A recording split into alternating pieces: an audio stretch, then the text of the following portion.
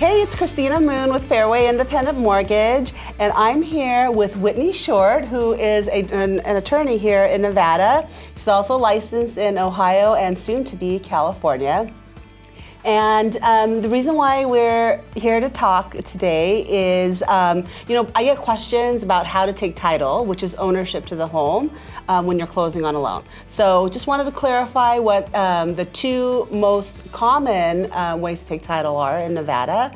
So Whitney, can you tell us what we should do? Yes. So there are the two main ways are going to be tenants in common and joint tenants. Okay. All right. So you have those two if you're buying it with somebody else. Okay.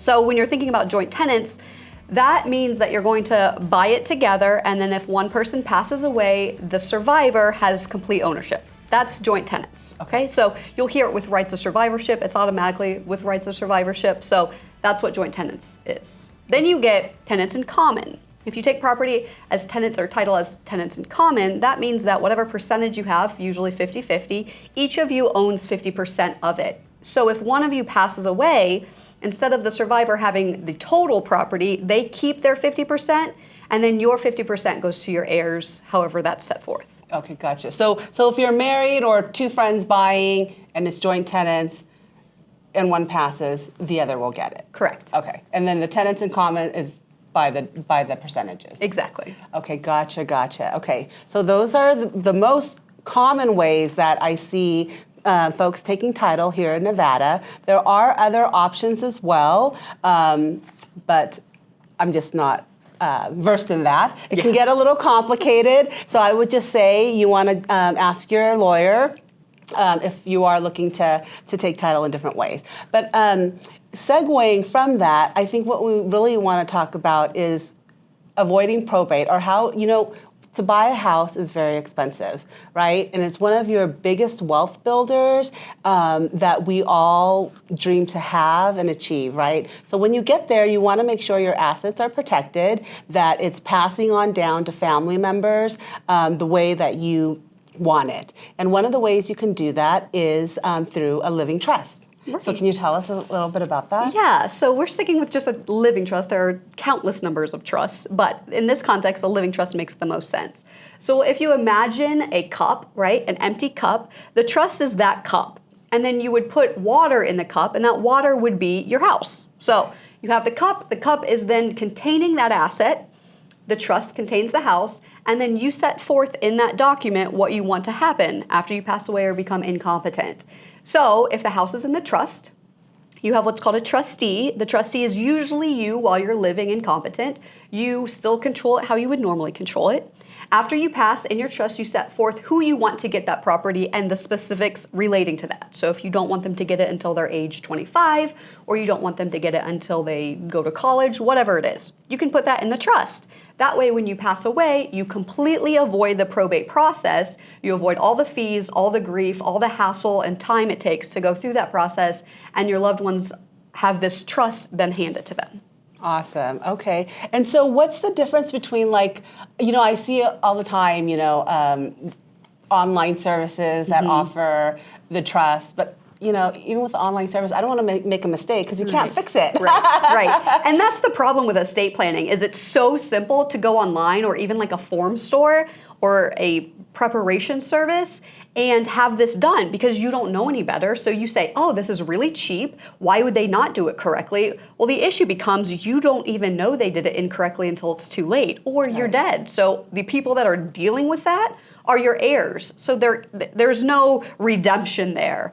And I'm not going to say that they always fail, because they don't always fail. We just see them fail because they have to come to us afterward. They paid for that service, then they have to pay for our service on the probate end of things because things were not done properly. And I will say that happens at least 3 times a year, that we'll get some sort of form done. They did it online, they did it through somebody that wasn't an attorney, it fails, so they paid whatever they paid and they're still in the probate process. And so what is probate? So probate is the court process by which the court allocates your assets and debts. So everything you own, if it has to go through probate, will then be looked at by the court. You usually have to do what's called a notice to creditors. So they notice all of your creditors, all of your heirs get noticed. It's public, so everyone will be able to see everything you own. And then they go by the statute. So whatever the statute says relating to your assets, meaning who gets this property, that's already decided by law. So you then lose the ability to even set forth who gets what, because if you don't have proper estate planning in order, the state makes that decision by law.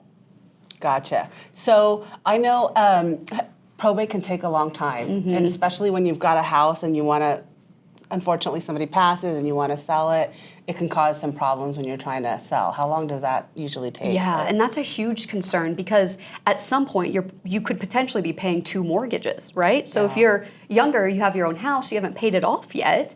Now you have this other house that if you want to keep it up so that you can sell it, you want to pay that mortgage. So you're trying to juggle 2 mortgages, which could be a huge hassle and very difficult to do. So if you're looking at the short end of things, if we had everything in line, we were ready to go, the probate process for the shortest end or the minimal amount of assets is at the shortest end is going to be 9 months right now. Wow. And that's because the court currently is backed up about 3 to 4 months just to get on the calendar. Wow. Okay. Yeah, and that's the short end. So over half of a year if you are extremely lucky. And I know there's quite a bit of process that gets involved with it. You need to go through probate, you got to get the house sold, you got to go back to the court and get it approved, I believe, right? Yeah. There's just a lot that goes into it.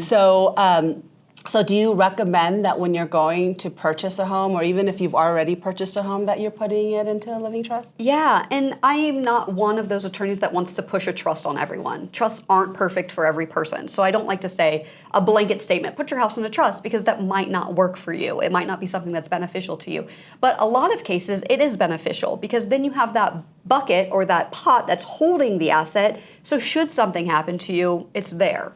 Gotcha. Okay, well, cool. Well, I really appreciate you sharing that information. Thanks so much for having me. Yeah, you know what? I'm going to just share with you a little personal story. You know, I had a passing in the family, and there was no trust, and it was something really minor, but going through probate, there's nothing wrong with probate, but it was a pain. It was a pain, it was difficult, I had no idea what I was doing, and it took forever. We could have just alleviated that by having everything set up front while things were great, so that we knew how to handle that at the end. So another thing to think about is just financially, you have to plan anyways, right? It's going to cost you to set up a living trust if you decide to do that. It's going to cost you that one time, and you'll pretty much be set, right? If you don't, when you go to probate, you still have to get the lawyer. You have to pay probate court, which can be extremely expensive, and it just prolongs the process. So if you have any questions, or if you're thinking you want to learn more, or you're thinking about getting your trust together, you can contact Whitney. Her information will be in the description. And again, where are you licensed in? So I'm in Ohio and Nevada. Amanda should be by next year in California and also Nevada. Okay, and Amanda's her partner. So what's the name of your law firm? It's called Short and Stevens Law. All right, well, thank you for Thank coming you so in, much. Whitney. I appreciate it. Yes, this is wonderful. Let us know if you have any questions. Bye.